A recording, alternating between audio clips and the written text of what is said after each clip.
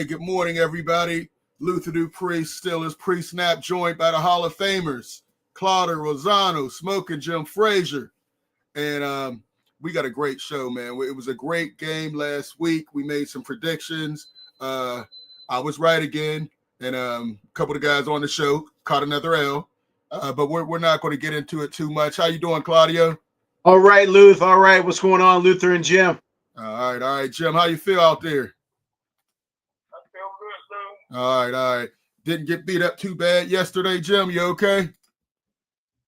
What you mean? Well, Richard Torres won, beat a guy that was 18. a bum. Come on, Jim. A bum you've never heard of and you've never seen him fight before. Come on, Jim. Stop. I want to see him in there with a guy I've seen before. Did you see the fight, Jim? I saw the fight.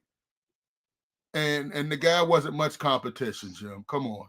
Well, staying busy. And staying busy fighting Uber drivers and cab drivers and yeah, okay. The champ is staying busy. Yeah, okay. Anyway, hey, let's review the Cincinnati game. Claudio, your thoughts on that game? The one thing that I liked is, a lot of the media likes to say that the Steelers do. They like to keep the games close and low scoring and all that, which is good. So we know the Steelers can do that. But now we also know they can go in a shootout against a really good, legitimate offense. And Cincinnati kept coming and Pittsburgh kept coming. Now, I also said a while back that I thought the Steelers should stick with Justin Fields. Well, I don't know if they may have the same record, but I don't think they would have the same offense that they do now.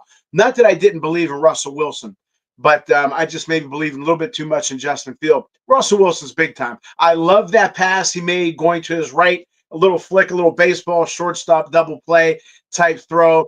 He's big time. The Steelers can win in any fashion, be it a close game, a shootout against anybody. And I will also say that the Steelers are the most dangerous team in the NFL. I didn't say the best. We on Ralph's show Sports Corner, which we do every Saturday from 2 p.m. to 3 p.m. on 1250 The Answer. I said that we had our power rankings, and the Steelers got in my top 4 or 5. But they can beat anybody, and they may be able to lose to anybody, which we'll get to soon. But they did a great job. They kept coming, and I like that. They can play any game, close, offense against offense, whatever. All right, Jason Thomas is in there. Salute. Hey, salute, Jason. Cincy D is hot garbage. All right, we'll get to that. Jose Diaz, they're dangerous. You're correct 100%. That was a good game Saturday, everybody from Miami, Florida. What's up, Jose? Appreciate that. All Jose. right, Smokin Jim, your thoughts? Well, Russell Wilson's the greatest leader since Winston Churchill. Hey, listen, Okay. and I agree with Claudio. Justin Fields didn't do anything at all to lose his starting position, and I'm a Justin Fields fan. But this Russell Wilson's just on a different level, man, when it comes to leadership, when it comes to talking and coaching, being a coach on the field, and getting these guys together during the week. People forget he's only been with this offense for 6 games. He's still trying to learn some of the players' names. The one play, Hilton is an outstanding all-around football player. But Russell Wilson and those guys, man, wanted to isolate it. They knew they had the opportunity to isolate Calvin Austin, the guy with the tender hit, on Hilton. They knew Hilton didn't have the foot speed to stay with them. They exploited that for a touchdown. But I think that at this time of the year, the Pittsburgh Steelers is one of the few ascending teams. They still have not peaked. They still have not reached their ceiling. They're still learning one another. And this was the first time, and I'll close with this. This was the first time the offense looked something other than Canada's offense. Luther, I can say something real quick before you go on. 2 things. Jim said, I believe it was on this show. We do so many shows together. And Jim's the only one that has said this. Russell Wilson should call the play. I think that's a great idea. Number two, Jerry Cooney, boxing legend, who was on our show, The Boxing Authorities, said that as a boxer, you want to peak at the right time. And it's a very delicate thing in boxing. But Jim hit it on the head. The Steelers haven't peaked yet. They haven't peaked yet, in my opinion, in Jim's opinion. So I think, like I said, they're very dangerous, but good points by Jim. Okay, yeah, for sure. I like what you said about that. They can score a number of different ways. They can win a number of different styles, and I like how they were able to go back to back against another top offense and still get that W. First of all, that there should have been a penalty on that first interception. The guy grabbed his face mask, dragged him down. And got the pick six. There should have been a flag. I didn't understand what it. I think right now what we're looking at, George Pickens and Joey Porter have to be very careful right now. George Pickens has been fighting with a lot of guys, not getting flags. Last game, they made an example out of him and Joey Porter. What, about 7 flags between the two of them last week? They got to clean that up. It could really cost them a game. It was a lot closer because of the penalties to George Pickens, to Joey Porter. They got to clean that up. Young guys still trying to find their way, but right now the referees are looking at them. They have a spotlight. They have to change what they're doing out there. Let's jump into the comments real quick. He can fly, yes, Jose Diaz, but you also have to listen to your coach. They have seen boxing and football for years. Things young people don't see. All right. And when they grab your face mask, they control your whole body. Yes. Grabbed his face mask, pulled him straight down to the ground. Should have been a flag. Claudio, what do you have for your Claudio's thoughts? You mentioned 2 players, Porter and Pickens, both tremendous athletes, both tremendous football players, but they need to tone down the emotion. They need to mature a little bit. Porter and Jim again said this from day one when he was still at Penn State. He's too handsy, and he's got to improve on that. And then when he gets a little emotional. Okay, and then Pickens, obviously an unbelievable talent. And again, Jim talks about the over-the-shoulder catch, which is a very Harold Jackson was one of the best. Swan, one of the Stallworth, one of the best. Those are hard to do. He's got all the talent in the world. He needs to mature mentally a little bit, not let the emotions run. Now, I had years ago, and it's a story in my book, Lead from the Heart Up, Not the Neck Up, How to Create a Positive Winning Culture on the Field and in the Office, which you can get on my website. I tell a story which I was 40-some years old, and I made an emotional decision during a game which cost us the game. I let emotion overrule common sense or being pragmatic or being mature. That was 40-some years old, right? So, Luther, Pickens and Porter have to mature now because I'm afraid that they're going to make a bad play at the wrong time, an emotional decision. So hopefully they can do that. If they can mature mentally and not let the emotions override them, like I did back in, I think, 2006, and I learned from that, and I learned not to do that, right? And hopefully they've learned not to do that, and it won't cost the Steelers a game. So that's my hope, and that's where the leadership, has to tone them down, whereas I had to do it myself. Okay, got you. Smokin Jim, what you have for us? I just wanted to let Claudio know he's the only one on the planet that does give me credit, remembers the things that I say, and I appreciate that tremendously. Luther, you were wrong. George Pickens slipped when he tried to make a cut off his right foot. He grabbed his helmet. If you're stumbling and bumbling, somebody can push you or your helmet to the ground. That was all within 5 yards. I thought initially it was a penalty till I rewatched the film, something you maybe would like to try. But my rant is this: the congratulations, man, in the losing effort to the PIAA state champion runner-up Avonworth. I tell you what, I never thought there was a team that could score 36 points on them. I didn't think Pitt could score 36 points on their defense. But they put up 33 points. They lost 36-33. What a tremendous season. And I think that they are the new Aliquipple. I don't think they come out of I don't think they come out of 3A next year. They lose a lot, Jim. They lose a lot. I'm pretty sure they were 3A. What'd you say?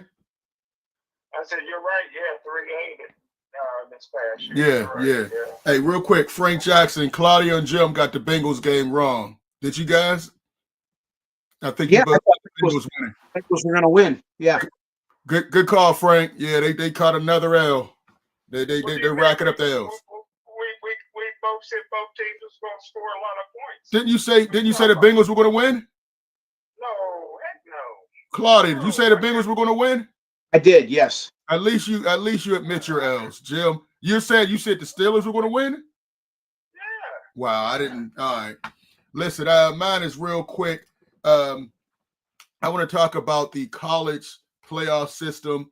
You know, we saw a couple games last night. Penn State, I thought they were going to get run off the field, but they showed heart, fought back. Usually it's the offense that lets them down. This game, it was the defense. Oregon did what they wanted on them all game, put up 45 points, scored 28 in the first quarter. I was shocked. Drew Allure actually played better than I've seen him play in quite some time. You know, he was trying to duel Daniel Gabriel and, brought the team back, but the defense didn't show up at all. Very disappointed again in them. They still will make the playoffs, but I don't know about their defense, man. They gave up way too many. Oregon looks like the real deal. I did see some flaws. I think you can run on them, but you got to find a way to slow down that offense because right now they're clicking on all cylinders. SMU, I was hoping they could pull off and beat Clemson. They had a chance, but they started off way too slow. Kudos to Arizona State for winning the Big 12. They were expected to finish last, and they finished first. It'll be interesting to see how they do this. I think that the committee is going to crowbar Alabama in with 3 losses over a couple teams with 2 losses or even 1 loss. So I'm not liking that, but you know how they do with Alabama. But I'm excited to see what they have in store for us. Hey, let's jump into this game real quick. Again, keep the comments coming. Jose Diaz is firing off a lot of good stuff. Luther said Bengals game would be high scoring, and it was. Appreciate that, Daddy. Kingslayer, good to have you here. I mean, Jim said the Bengals game would be high scoring, and it was. All right. You need a good defense, 100. All right, let's go. Let's go to this game. Let's talk about the Steelers offense versus the Browns defense this game. Claudio, your thoughts? I've said all along from day one, use all the weapons.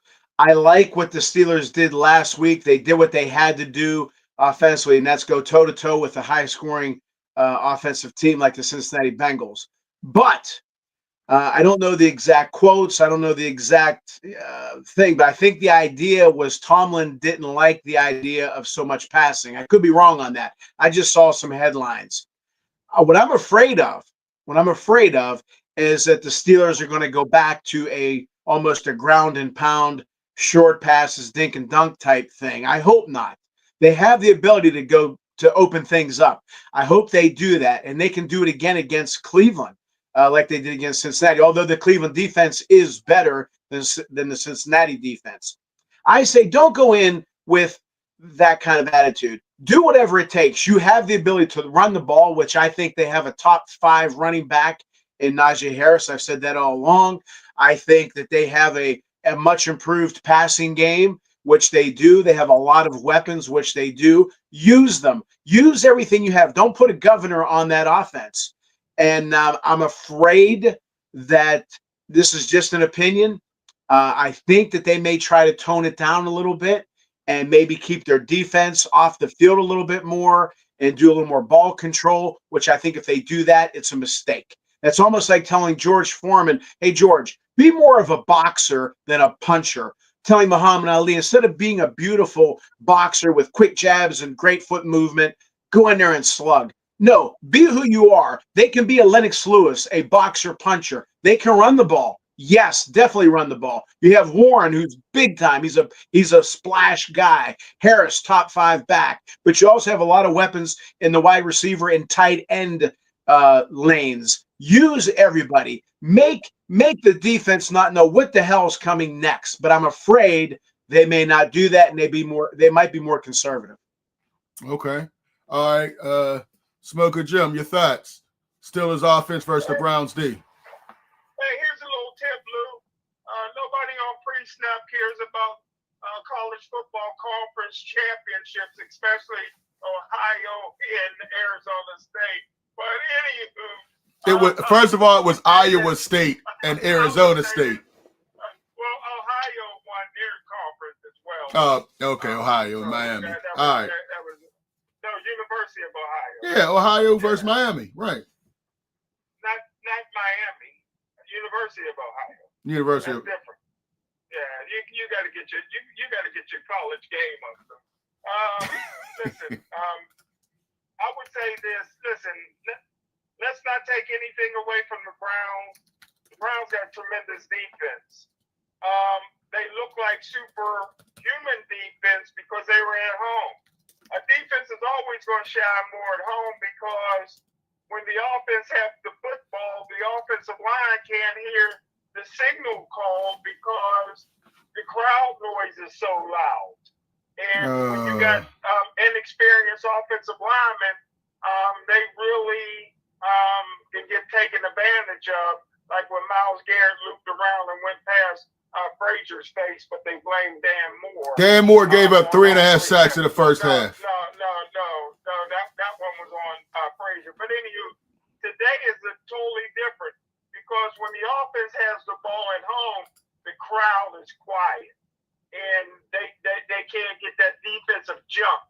You know what I mean? They can't get that first step. Dan Moore and the offense is going to look good. The defensive backs for Cleveland are exceptional. Exceptional? The key, Claudio, I believe, will be whether George Pickens with the hamstring, who hasn't practiced all week, plays. I think he's a key because they have not developed second and third receivers to this point in the season. So we don't know if George Pickens, he's only questionable. He was downgraded from probable to questionable. So if George Pickens don't play, the game will be a lot closer. But the Pittsburgh Steelers, either way, is going to win this football game and move to 10-3. All right. First of all, Jim, Ohio Bobcats beat the Miami Redhawks yesterday, 38-3. So, once again, you challenged me. You took another L. Just had to point that out real quick to you. That's what I was talking about. As far as the Steelers, and Browns D, Steelers got to have the advantage. Myles Garrett wrecked the first half last game because they were single covering him up. Dan Moore cannot block him one-on-one. They have to give him some help, which I think they will do today. They learned their lesson. Dan Moore is not the type of guy that can block Myles Garrett consistently by himself one-on-one. I think they will be able to run. Browns are ranked like 22nd against the run. They're going to have to open it up. I think Harris can get back on, get 100 yards this game, running and receiving. Warren will spell him as well. Of course, I'm expecting a big game out of Pickens. Last game, remember, it ended with him fighting with a Cleveland defensive back at the end of the goal line. So I think he's going to get over 100 yards. I think he can have at least one touchdown this game. Look for him to explode. As far as Claudio saying, yes, they want to run the ball, but we saw they could open it up. Russell Wilson was cooking last week, 10 different receivers. Everybody who wasn't named Mike Williams got a pass. Hopefully he can get back on the board. We haven't seen him catch a pass or be targeted since his very first game against the Washington Commanders. So we got to get him going again. But clear advantage to the Steelers against this Browns defense. All right, flip it over. How about the Steelers D versus the Browns offense? Jameis Winston threw 497 yards, 4 touchdowns, but he also had 2 pick sixes and 3 interceptions. So, in total yardage, he set the all-time record, 497 for his team and another 200 yards for Denver. So for a total of 688 yards, the most passing yards ever if you add all those together. And he, add all the touchdowns, he had 6 touchdowns. Unfortunately, 2 of them were to the other team. His post game, he said he's asking the Lord to deliver him from these pick sixes. I mean, Jameis Winston is much watched TV. His post game, his pre-game, the way he gets his team excited is very enthusing. I thought he was going to have a much better career. It hasn't worked out the way for a while. He had to get the LASIK surgery for his eyes, but he still believes in his arm. He tries to make throws that aren't there, and that's where he gets those pick sixes. I think we can continue. Maybe Minka can get a pick this game. We know Jameis is going to put it up there. Hopefully, Minka Fitzpatrick can get on the board.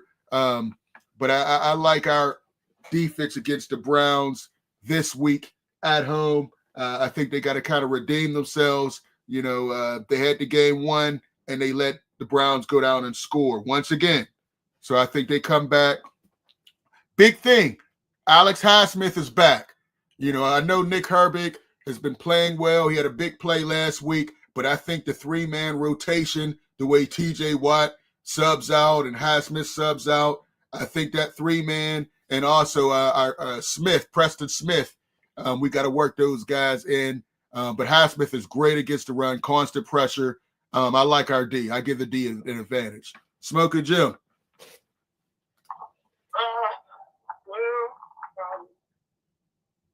Listen, Steelers blew it. Conman blew it. Cleveland only gave up a 5th and a 6th round for Judy. Outstanding wide receiver. This is a game that's tailor-made for Jameis Winston. Not only is he talented, but he's going against a Pittsburgh Steelers defense that don't intercept footballs. So Joey Porter hadn't had an interception basically since high school, and Minka Fitzpatrick basically ain't intercepted a pass since he was at Alabama. So this is a game that's tailor-made for Jameis Winston. He can throw those. He got confidence in his arm. He can throw it anywhere on the yard without fear of interceptions. I think that Cleveland will keep the Steelers' defense honest with the running game. The running game is not great, but it's steady. It's respectable. And I think you give Highsmith a little bit too much credit. Availability is the best ability. I've seen him out there and against the Dallas Cowboys, and that no-name running back ran for about 180 yards right past his face. So you and the white media, you guys just here we go. Tantrum like Highsmith is this great run blocker.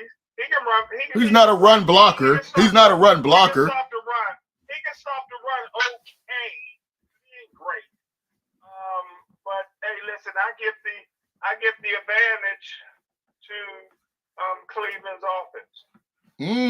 Okay. All right, Claudio. Couple things, Luther, that you said. I don't like the in and out of TJ Watt. He has to be on there. I don't remember Lambert, Russell, Ham, those guys. Lawrence Taves, I don't remember him coming out so much, being out of breath. But again, his splash guy, Dave Kingman.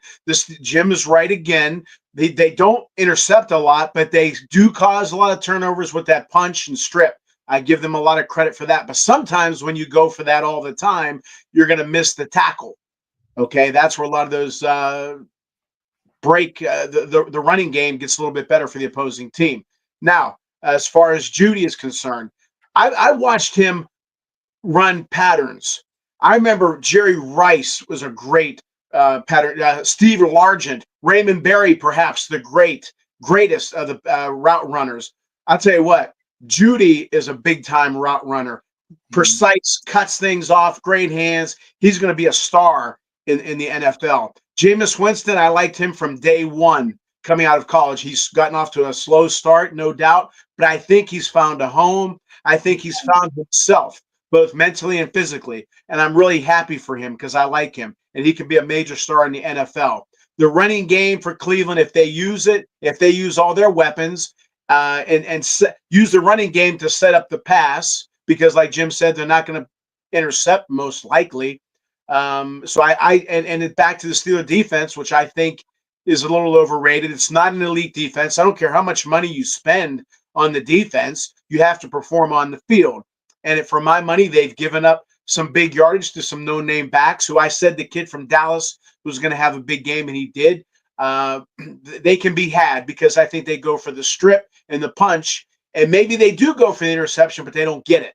Instead of doing their job, instead of taking care of their space, they kind of go out of that space. When it works, it looks great. It looks sexy. It's a big splash. But when it doesn't, you pay the price. I'm going to go with the Cleveland offense. I think they're going to go into the game with confidence after what they did in the snow. Today it's going to be relatively warm, dry, and I like the Cleveland offense. Okay, all right. We have I've been flashing the comments on here. Let's get ready as we do this. Coaching advantage, and then we'll do the game predictions. Claudio, Jim, you still with us? Yeah. All right, coaching advantage. Do you call it on me? Yes, Claude. I mean, yes, Jim. Yeah. You said I didn't listen. I didn't know if you left. I didn't know if you left out, Jim. You know, the casino's calling your name. Coaching advantage. I go to the coach that has won NFL head coaching man of the year, head coach of the year award. I give it to Cleveland. I give it clearly to Tomlin in this one. Cleveland's coach may get fired after this season. You know, I know he's been saddled with the baggage of Deshaun Watson, who's just fallen completely apart. But yeah, there's no comparison, Jim. Come on, Claudio, and then we'll go predictions. So you care. I mean, if you compare careers, you know, obviously. But as I said at the beginning of the show, if the Steelers tone it down and go back to almost a ground and pound and throw a little bit because they didn't like the way they won last week, because they don't feel that they can do that consistently, they're going to give Cleveland an opportunity to win the game. And I think Stefanski is an underrated coach, and he's done well against Pittsburgh for the most part. I'm going to say for this game and the game plan, I'm going to say the Cleveland game plan is going to be better than the Steeler game plan. It doesn't mean somebody's a better coach than the other or anything like that. But I'm just saying I think the game plan will be better for Cleveland than it will be for Pittsburgh. Okay. All right. John Price is in there. Hey, John jumped in there. Tom is the better coach. Jason Tomlin way better than that bum at Browns. Jose Diaz, Randy Moss. Okay, yeah, Randy Moss was solid. That's what we saying Pickens reminds him of. Okay. All right. Hey, Luther. Hey, Luther. We failed to talk about the African tight end. He's one of the best tight ends in football. Well, you had a chance to talk about the offense. You're talking about Njoku, David Njoku. He's one of the best. You know, isn't he special? He has talent, but his numbers don't say he's the best in the league, Jim. He went to the Pro Bowl last year. It doesn't. You said one of the best. Pro Bowl this year. You said he's one of the best. Yeah, if you go to the Pro Bowl, you're one of the best. Wouldn't you agree? Or just because I said it, you're going to disagree? Listen, I think he has talent, but his numbers have not been great to me. Take Kelsey over the African then, Lou. Kelsey. I mean, there's a couple. Laporta. There's a couple guys. There's quite a few. Kelsey, you would take Kelsey over the Maybe not this year. Kelsey's having a down year. Well, we ain't talking like Claudio said. We ain't talking about the careers. We're talking about right now. Listen, we'll see. He definitely has talent. I mean, you know, and it seems like Jameis is finding him a lot this year. So, you know, we'll see what happens. I mean, in your eyes, just because Shannon Sharp make one porno tape, you want to put him in the movie. Yeah, man. You would bring that up.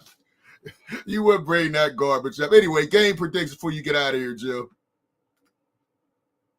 Well, Clemente said, for me, if I was coaching this Pittsburgh Steelers team, they're capable of averaging 52 points. And so I'm going to say Pittsburgh 52, Cleveland 45. Oh, my goodness. You out like it's the Oregon-Penn State game. All right. Bring some realism back. Claudio? Cleveland 96, Pittsburgh 87. I'm going to go with Cleveland 29, Pittsburgh. No, 27-23 Cleveland. 27-23 Cleveland. I gave too many scores. Cleveland 27, Pittsburgh 23. And once again, you both catch L's. Steelers win this one. They're not going to get swept by the Browns this year. They're going to win this one 20-17. Look for them to get that running game going. Najee will go over 100. So 2017, that's my thoughts. We have John Price in there, 23-17. Okay. Anybody else? Jose Diaz, he agrees. All right. Hey, I want to thank everybody for tuning in. We always go 8 to 8:30. Have a great Sunday. We'll catch you next time. Peace.